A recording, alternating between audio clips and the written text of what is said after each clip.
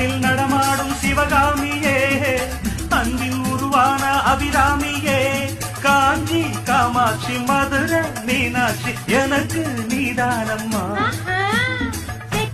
மாடு சுத்தி வரலாம் ஊர் போய் சேராது.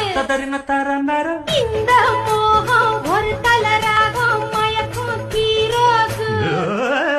தேவி ஸ்ரீதேவி உன் திருவாய் மலர்ந்தொரு வார்த்தை சொல்லிவிடம்மா.